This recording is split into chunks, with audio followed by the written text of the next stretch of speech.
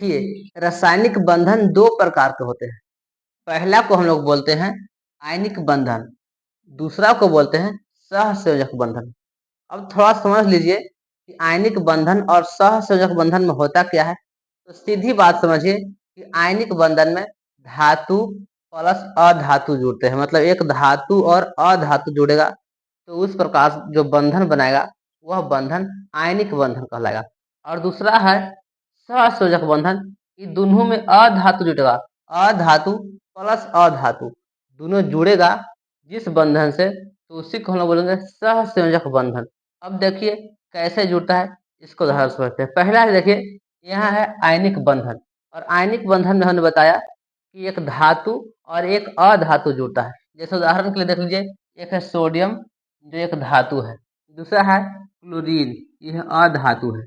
दोनों को हम क्या कर रहे हैं, अभिक्रिया करा रहे हैं, तो दोनों के बीच में कैसा बंधन है ये तो पता है, आयनिक बंधन। अब इसको अनुभव करिए कैसे होता है। देखिए, सोडियम के बाह्यतम कक्षा में होता है 1 इलेक्ट्रॉन और क्लोरीन के बाह्यतम कक्षा में होता है 7 इलेक्ट्रॉन। अब यह सोडियम 1 इलेक्ट्रॉन त्याग करता है किसको, क्लोरीन को, क्योंकि क्लोरीन के पास अष्टक नहीं बना हुआ है, 7 इलेक्ट्रॉन है, ये है बाह्यतम कक्षा में, तो इसको 1 इलेक्ट्रॉन दे देगा इसको, बस। तो इसका अष्टक बन गया।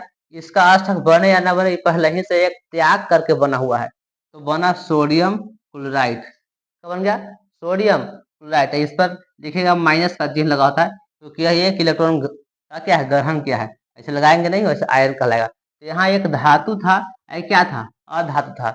इस बंधन में धातु इलेक्ट्रॉन का त्याग करेगा और अधातु इलेक्ट्रॉन को ग्रहण करेगा। मतलब आयनिक बंधन में धातु इलेक्ट्रॉन को त्याग कर देगा। देखिए यहाँ इलेक्ट्रॉन को त्याग किया, क्लोरीन ग्रहण किया है। धातु इलेक्ट्रॉन को त्याग किया है और क्लोरीन इलेक्ट्रॉन को क्या किया है, ग्रहण कर लिया है, तो बन जाता है सोडियम क्लोराइड। अब अगला देखिए, दूसरा दूसरा है सहसंयोजक बंधन। सहसंयोजक बंधन में बताया कि दोनों जो होगा अधातु ही होगा। जैसे देखिए हाइड्रोजन भी अधातु है, ये भी अधातु है। हाइड्रोजन के बाह्यतम कक्षा में 1 इलेक्ट्रॉन होता है, इसके भी बाह्यतम कक्षा में 1 इलेक्ट्रॉन होता है। अब दोनों चाहेगा कि हम भी अष्टक पूरा करें, वो भी चाहेगा अष्टक पूरा करें।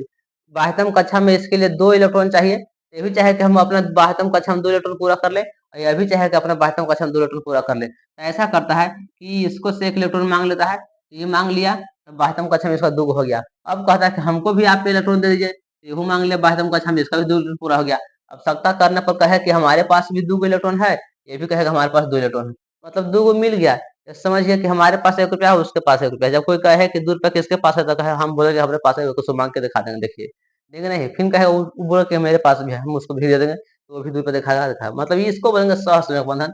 ये दोनों मिल गया। इसमें क्या हुआ, इसमें ये भी धातु इलेक्ट्रॉन को त्याग, ये भी अधातु है, इलेक्ट्रॉन को त्याग किया और ग्रहण भी किया। इसमें इलेक्ट्रॉन का त्याग भी किया है और ग्रहण भी किया है। इसके बारे में देखा जाए तो ये भी इलेक्ट्रॉन को त्याग किया और ग्रहण भी किया। इसके बारे में देखा जाए तो ये भी इलेक्ट्रॉन को त्याग किया और ग्रहण भी किया, इसलिए दोनों मिल जाता है, इसलिए बोलते हैं सहसंयोजक बंधन, दोनों मिल करके बंधन बनाया है।